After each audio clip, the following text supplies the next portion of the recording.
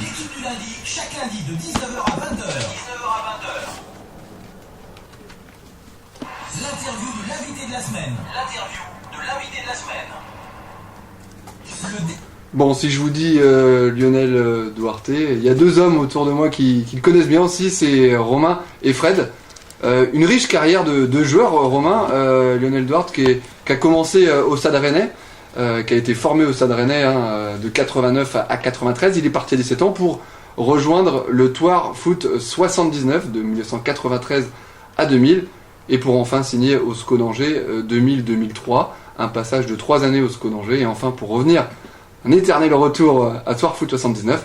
Mais si j'appuie un petit peu mes dires sur le SCO d'Angers, c'est parce que c'est un des rares joueurs, on avait Steve Savigny la semaine dernière, c'est un des rares joueurs qui a marqué de son empreinte le club angevin. Je veux votre avis, Romain et Fred, vous étiez vous au stade à cette époque? Je suis d'accord. Pourquoi pourtant, Lionel Duarte n'a pas marqué 25 buts, non, bien au contraire.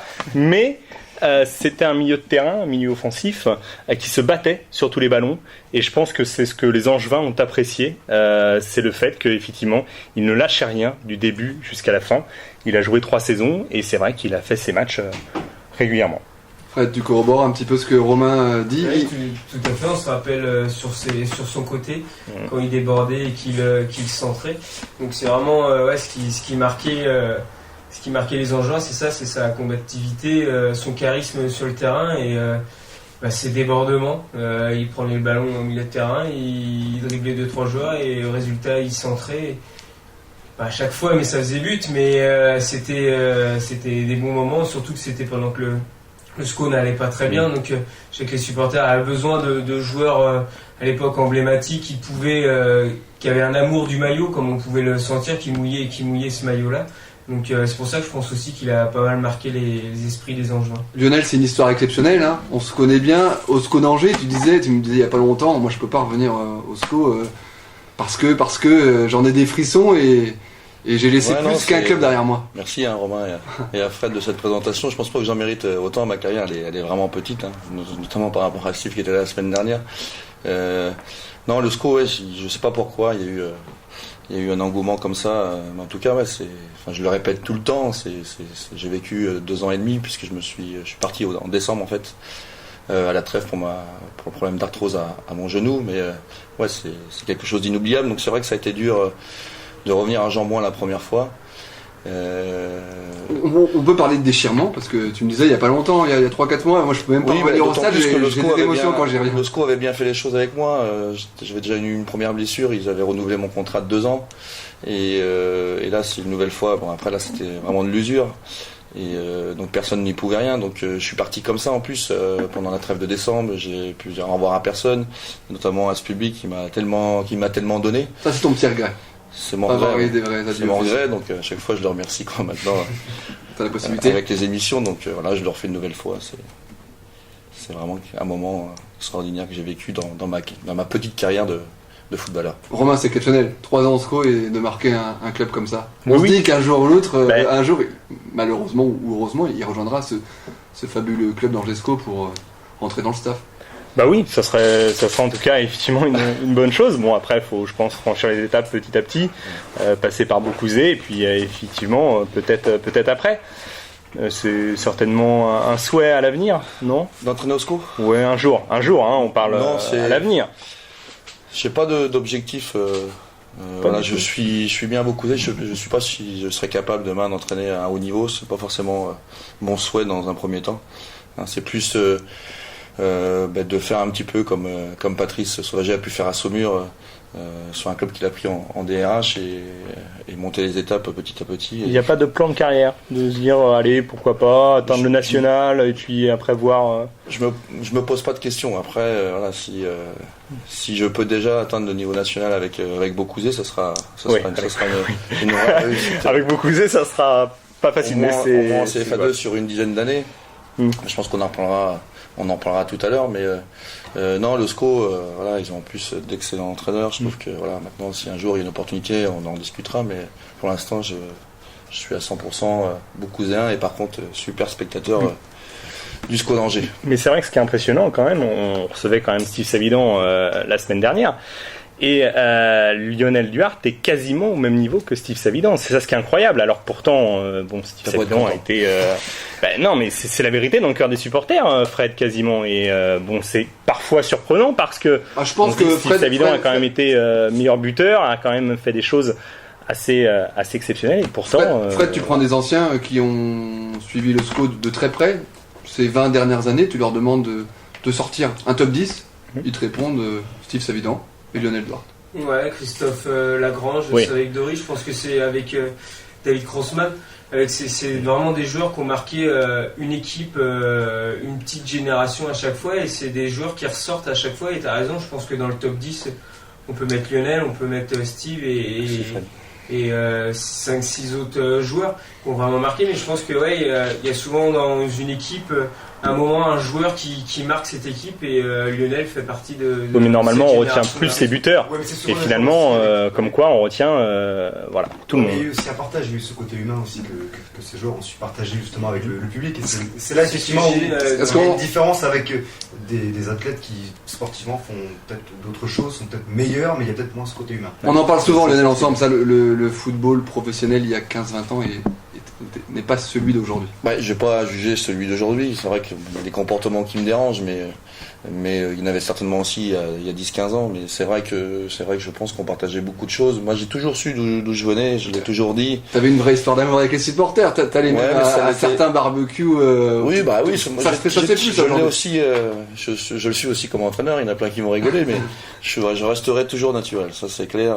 Je sais faire la part des choses. Les joueurs savent faire mais la quand part on est des choses. entraîneur d'une association, ça c'est un peu normal. Mais quand t'es joueur professionnel, si tu fais le taf sur le terrain, quand t'as des supporters qui disent nous demain on fait nos 10 ans, tu viens à notre barbecue, tu l'as fait. Ouais, je l'ai fait. Et s'il fallait le refaire, je le referais. Je trouve que c'est des gens qui partagent tellement de choses. Et j'aurais aimé que ça dure bien plus longtemps. Et c'est ce que je dis aux nouvelles générations, profiter de tous ces moments-là parce que ça dure pas longtemps.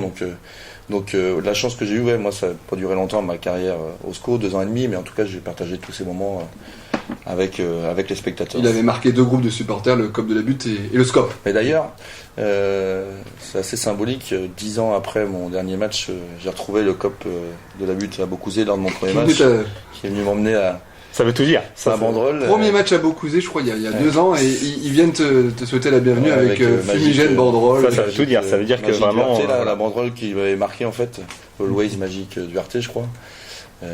Et donc ils m'ont offert cette banderole là ce jour-là, ça m'a vraiment touché. Laurent Goualard, J'ai pas fait le barbecue, le moi. président du COP de la Butte. On revient sur sa carrière de joueur, Lionel. Donc Stade Rennais, Thouars, Foot 79, Sconangé pour un retour à Thouars avant ce fameux genou, cette fameuse opération du genou.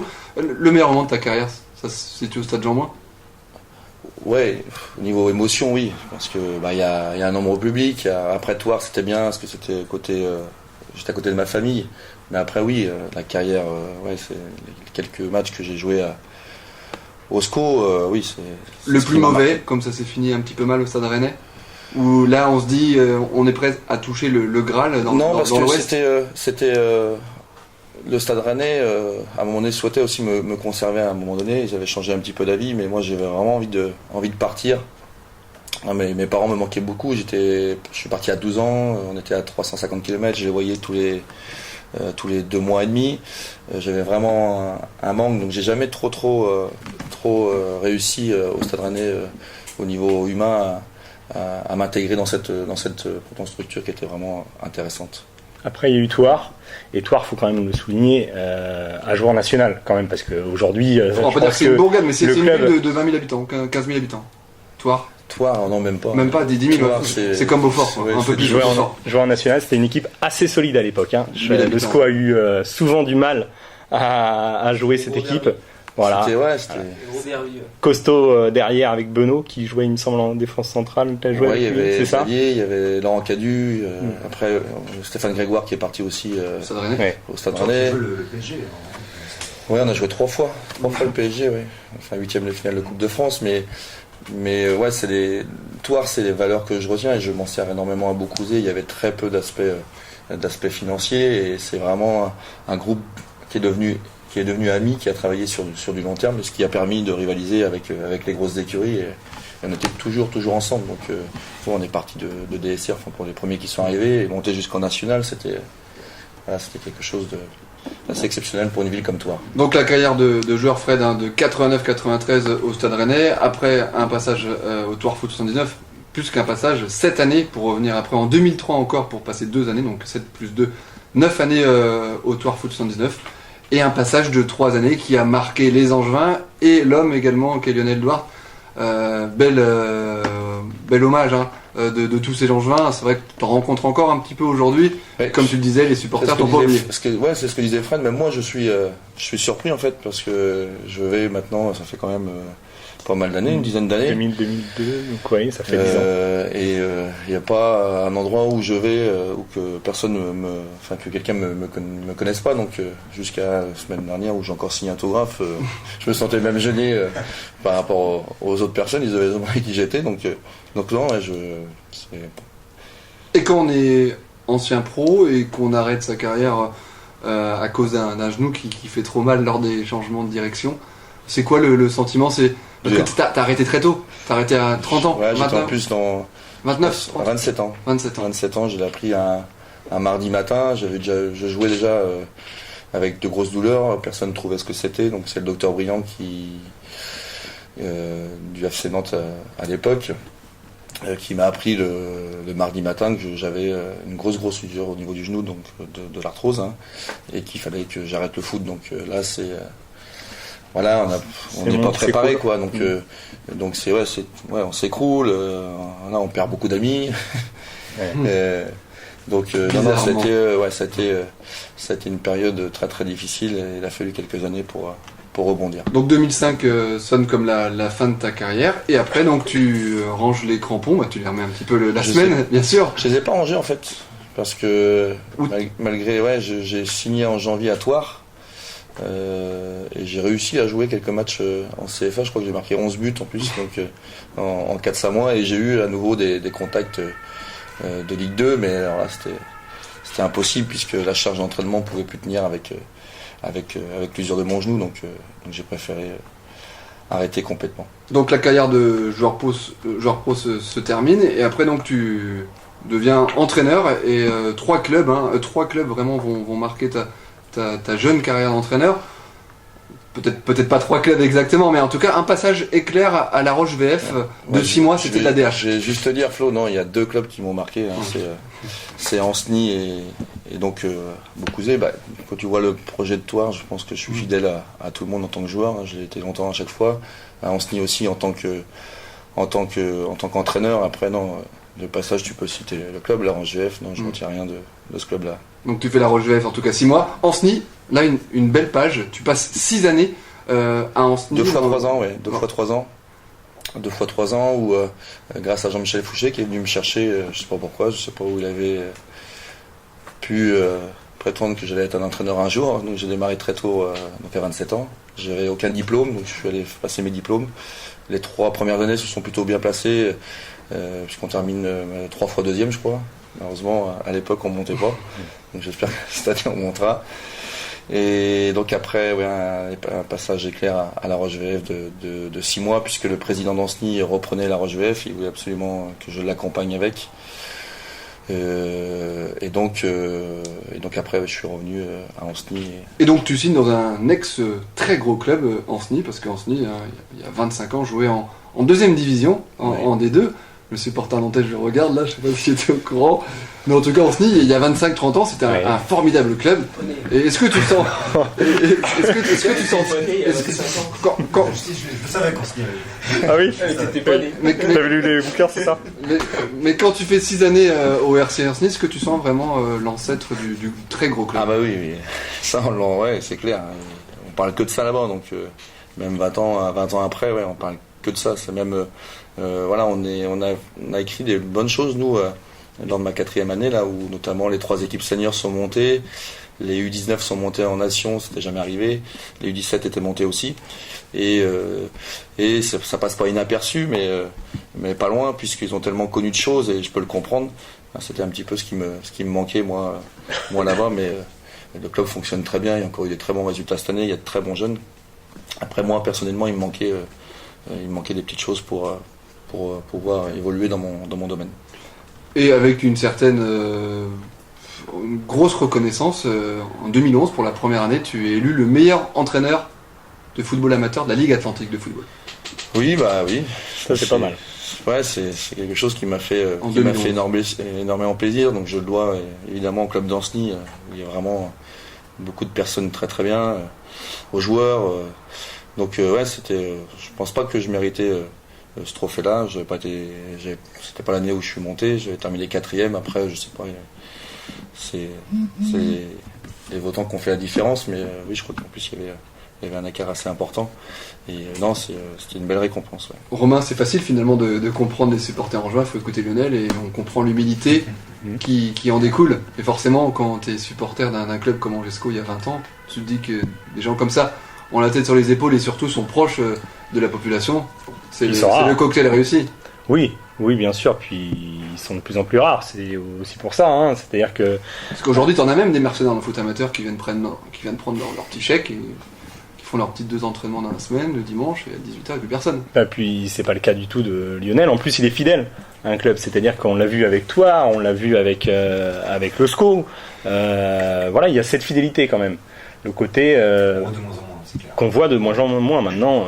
L'entraîneur qui il reste 1 an, 2 ans, il s'en va. Après, c'est vraiment un projet, et pour te connaître bien aussi, Lionel, t'as la magie aussi, t'as la baguette, et tu retapes des anciens pros qui on pense vont arrêter leur carrière et reprennent. Ben Hamed, Ismaël Ben Hamed, on peut parler un petit peu de Ismaël Ben Hamed? Oui, Ismaël, je suis allé chercher, excusez-moi, donc quand j'ai signé à la Roche VF, il était à Saint-Sébastien, donc il voulait arrêter le football, donc je l'ai relancé à la Roche VF. Donc moi après, je suis parti donc en cours de saison, quand il a su que j'allais en Ancenis, donc il a souhaité venir avec moi. Et puis après, ce beau parcours, hein, il est pas vieux en plus, donc. Après, il signe en Asie, je crois. Il a fait le Poré-sur-Vie, où il a été quelques fois dans le groupe de national, et là, oui, il a signé en Asie, je crois. En Asie, dans la première division. Mais son objectif, je crois que c'est de revenir, donc non, je suis content de. Voilà, mais après, moi, comme je leur dis à tous, comme Karim Djelabi, c'est. T'as eu aussi Karim Djelabi pendant 6 mois qui s'est retapé un petit peu. Ça leur appartient à eux. Moi, j'ai essayé de mettre les choses en place, mais après, c'est les joueurs qui font la différence. S'ils s'investissent, il n'y a jamais de souci. Allez, ce soir, nous avons donc Lionel Magic Duarte, comme les supporters aimaient bien l'appeler. On va parler maintenant de son projet avec le club angevin du Sporting Club de Beaucouzé. Vous êtes bien dans l'équipe lundi, chaque lundi 19h-20h, Radio G 101.5 FM, émission 100% football amateur ce soir et lundi prochain. L'équipe du lundi, chaque lundi de 19h à 20h. Et comme grand nombre d'Angevins, ça a fait plaisir à beaucoup de Ligériens. Ce retour aux sources, ce retour dans l'agglomération angevine au Sporting Club de Beaucouzé. Déjà depuis 2 années, t'es tombé dans un club qui te correspond, un club familial, avec beaucoup de choses à reconstruire, mais ça se fait très rapidement, même plus rapidement que prévu, je crois. Ouais, c'est un club que je découvre, hein, je connaissais absolument personne dans le club, quand le président est venu me chercher, donc c'est vraiment ce qui me correspond, convivial, familial, mais ça reste aussi du sérieux, puisque si on veut passer les étapes au niveau d'un projet sportif, il faut faire la part des choses, donc je suis vraiment bien dans ce club-là et aucun regret de l'avoir choisi. On rappelle donc que Lionel Duarte est employé en contrat aidé par la mairie de Beaucouzé, c'est manager général du club beaucouzéen. Voilà. Comme beaucoup d'entraîneurs à ce niveau-là en DSR, en Ligue Atlantique. Et première année, donc il y a un bon maintien. Et là, cette deuxième année, il y a un petit imbroglio avec la Ligue Atlantique. Le Sporting Club de Beaucouzé finit deuxième. Et aujourd'hui, c'était les 2 premiers montent. Et le meilleur deuxième est repêché en DH. Sauf que le meilleur deuxième, c'est le Soc de Cholet.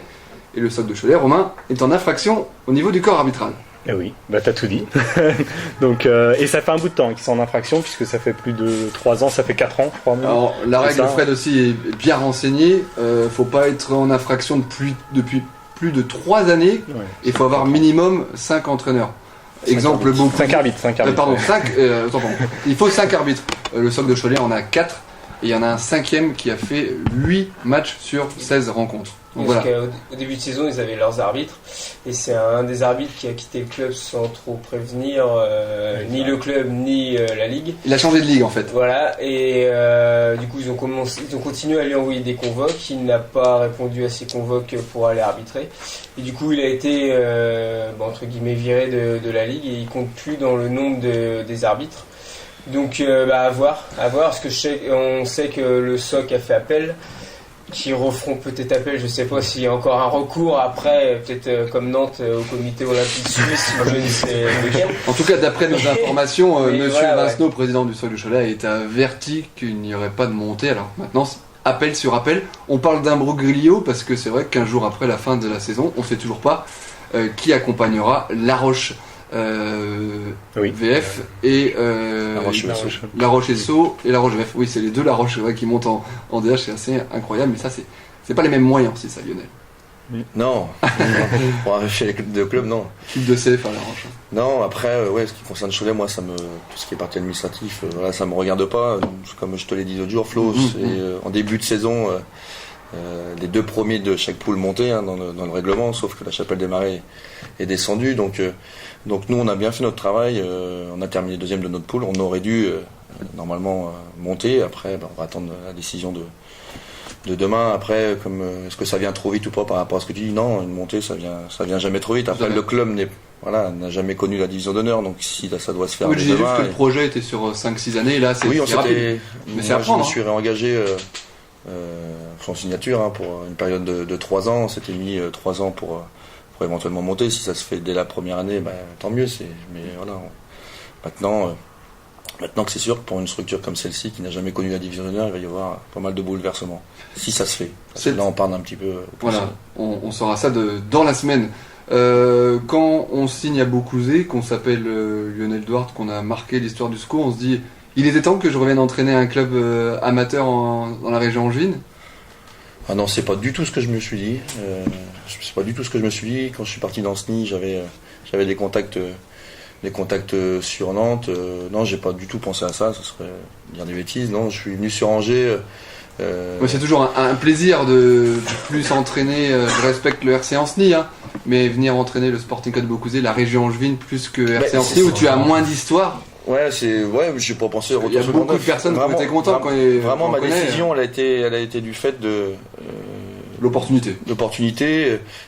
C'était je crois que le seul club sur Angers qui n'avait pas connu justement la division d'honneur. Tout à fait, il y en a, le S Segré a connu et il connaît encore, l'Intrépide pour être monté et également le S Bouchefen. Voilà, donc j'avais des choses à écrire. Moi j'avais besoin de ça, donc avec un groupe de joueurs, j'ai envie d'écrire une histoire.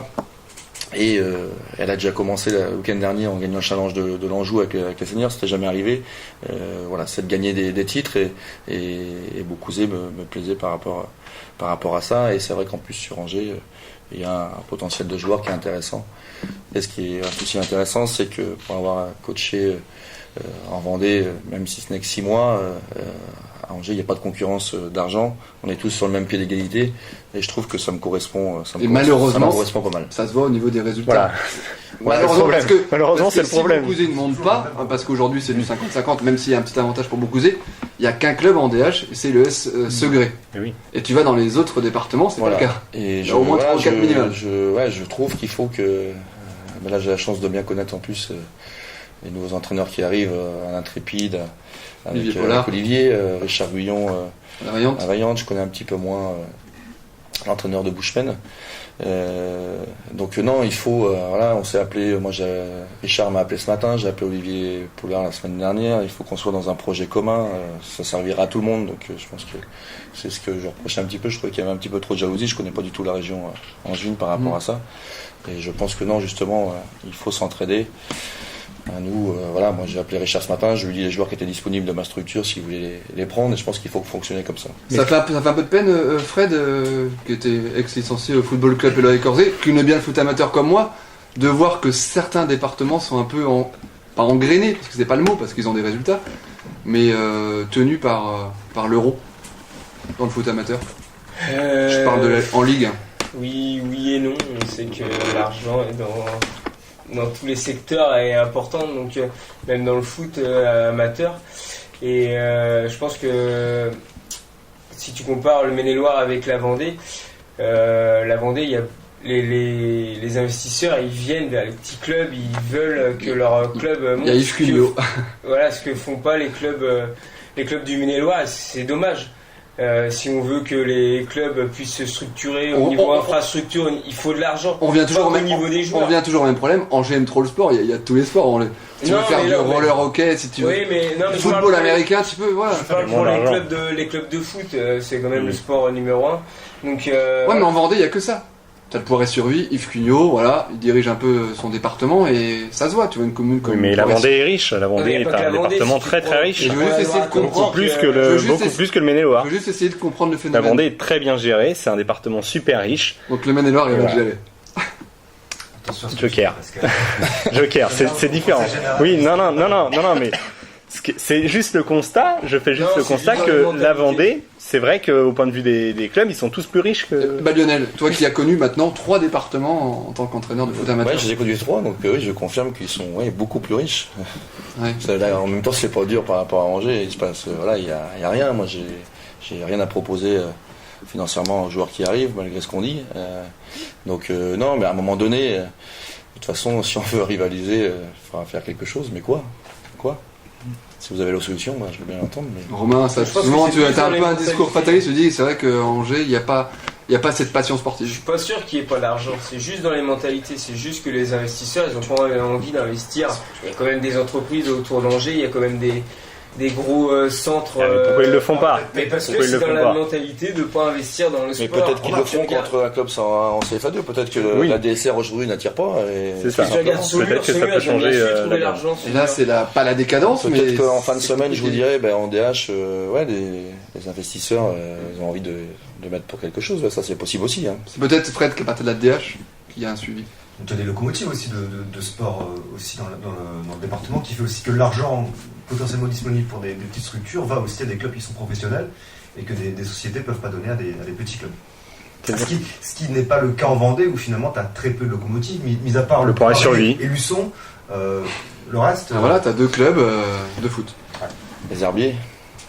Voilà, t'as les Herbiers aussi, après tu vas dans le 44, t'as d'autres également locomotives, mais t'as différents sports, mais après c'est pas le même budget parce qu'on sait bien que le conseil régional se tient dans ce coin-là, donc c'est vrai qu'après c'est... Ce qui est logique, c'est qu'en sur Nantes on retrouve, je sais plus, combien de nationales, CFA2, sur cette heure de Nantes. Bon là c'est vrai que par contre il y a 3 DH je crois qui descendent de la région nantaise, il me semble. Ouais. Mais quand même, potentiellement, sur Nantes il y a beaucoup de divisions d'honneur, il y a beaucoup de CFA2 nationales. Il y a Carquefou, ouais, donc sur Angers, si on pouvait arriver à faire ça, pour moi j'en serais hyper content. Donc, tous les anciens pros de Nantais, qui restent pros toujours. Mais... Et le Poiré-sur-Vie, tous les anciens. Enfin, tous les ans. Et puis même s'il y a peut-être aussi autre chose, et que s'il n'y a pas autant de clubs du Maine-et-Loire en DH, c'est peut-être aussi au niveau du district. Là, ils commencent à changer un peu leur règlement et tout. Ils viennent de créer l'année prochaine, il y aura un DSD. Donc, ça a peut-être aussi augmenté le niveau pour sélectionner des clubs qui puissent monter en ligue. Et c'est peut-être ça qui manque quand on regarde la Loire-Atlantique. Ça fait X années qu'ils ont une DSD. Et quand tu prends, je prends en coupe de France, tu tombes contre une DSD, tu sais que tu tombes pas contre le même niveau que si tu vas tomber contre une première div du Maine-et-Loire. Une DSD vaut largement le niveau d'une PH du Maine-et-Loire. C'est vrai que c'est ça aussi. C'est incroyable, ça. Le Maine-et-Loire change aussi son règlement, change. Il a changé là avec l'arrivée de la DSD, mais il commence à changer cette année, l'année prochaine. Voilà, il y a peut-être ça aussi que le Maine-et-Loire a peut-être. Je sais pas, peut-être 5-6 ans de retard par rapport aux 2 autres départements que sont la Vendée et la Loire-Atlantique. Tu le vois toi en tout cas au niveau du niveau. Alors tout le monde le dit dans la Ligue Atlantique, mieux dans le 44 que dans le 85. C'est exactement ça, je confirme, la DSD 44 c'est vraiment très fort. On l'avait nous avec Anceny, avec notre équipe B. J'ai joué à Basse-Goulaine la première année là, avec Beaucouzé il y a 2 ans, qui était en DSD. On a gagné au penalty, mais vraiment contre le cours du jeu, pourtant on était en DSR. Et on n'a jamais existé pendant le match, donc oui je pense que ça peut être... pourquoi pas une des solutions pour qu'on puisse élever le niveau de nos joueurs. Tu regardes les fins de championnat, tu vois souvent, cette année ça n'a pas été le cas, mais tu vois souvent des clubs du Maine-et-Loire qui sont dans la charrette en Ligue et qui essaient de se sauver pour pas descendre en PH quand ils sont en DRH ou de PH en D1. C'est vrai que cette année, Ça n'a pas été le cas, je crois qu'il doit y avoir juste le Lac de Maine qui doit redescendre de ligue.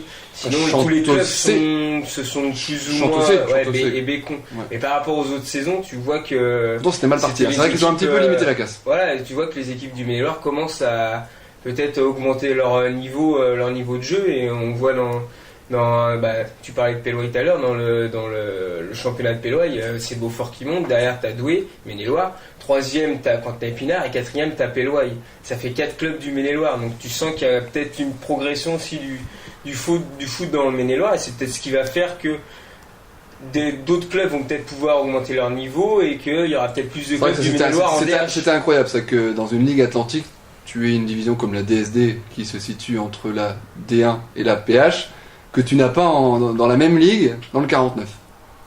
Ouais, c'est compliqué à expliquer. Le nombre de licenciés, je sais pas comment ça se passe. Mais... En tout cas, l'année prochaine, ça sera l'uniformisation totale. Tout le monde connaîtra le niveau de tout le monde, parce que quand tu parleras de DSD à Basse-Goulen, tu pourras évoquer une DSD à Beaucouzé pour la Beaucouzé D par exemple, Beaucouzé B par exemple. Donc voilà, c'est vrai que ça, on aura l'occasion d'en reparler, parce que le débat, on l'a depuis de nombreuses années. Pourquoi pas beaucoup de clubs en DH? L'année dernière, il y en avait 3. Cette année, on n'était pas loin d'en avoir que 0, parce que Segré s'est maintenu sur le fil. Donc voilà, on aura l'occasion d'en reparler. Dernière question, sur toujours Beaucouzé, l'éternelle question. Ton projet avec le Sporting Club de Beaucouzé, court, moyen, long terme? Tu t'inscris dans la durée, tu vas me répondre. On n'est jamais sûr de rien, mais ouais, j'ai envie d'être sur du long terme, et voilà, on est en plein dans la conversation. Je comprends pas qu'à Angers, après le SCO, il se passe rien. On est tous à se battre en DSR, donc c'est l'objectif. Voilà. Mais que ce soit nous, l'Intrépide, Bushman, la Vaillante, il faut forcément qu'il y en ait un qui puisse à un moment donné suivre un petit peu le SCO. Et voilà, dans un premier temps, la première étape, c'est passer cette marche pour la DH. Et après, c'est de s'y maintenir. Et ce sera compliqué si on y arrive un jour. J'espère que ça sera dès demain, ça serait parfait. Et après, à moyen terme, avec beaucoup d'humilité, d'essayer d'accrocher un jour un poste de CFA2, quoi. Allez, c'était Lionel Duarte, l'entraîneur actuel du Sporting Club de Beaucouzé, qui finit 2e en DSR et qui attend encore le verdict de la Ligue Atlantique s'il montera en DH. C'est également l'homme qui a rapporté le challenge face à la Pozo Savenière, et l'homme malheureusement qui a perdu face au Stade de Cholet en finale de Coupe de l'Anjou. Il était proche d'un triplé. Pour l'instant, il a fait 1 sur 2, parce que le championnat, c'est toujours pas acté. C'est surtout de souligner aussi la qualité de nos éducateurs. C'est pas moi tout seul. Tout à fait, c'est toute une entité sportive. Merci Lionel d'être passé dans le magazine L'équipe de Lille. Merci à vous. Émission à retrouver demain sur internet, sur les formats Facebook, Twitter. On sait que t'aimes beaucoup, Lionel. Format Facebook, Twitter. Vous pourrez revivre cette première émission de football amateur. La semaine prochaine, on mettra un coup de projecteur sur l'Intrépide d'Angers avec Olivier Pollard et un autre club angevin. Nous, on se retrouve dans 5 minutes après une petite plage musicale pour parler de l'actu de SCO d'Angers. Il y a eu encore une signature officialisée, on vous l'avait annoncé depuis longtemps. C'est Ismaël Keita qui s'est engagé pour 3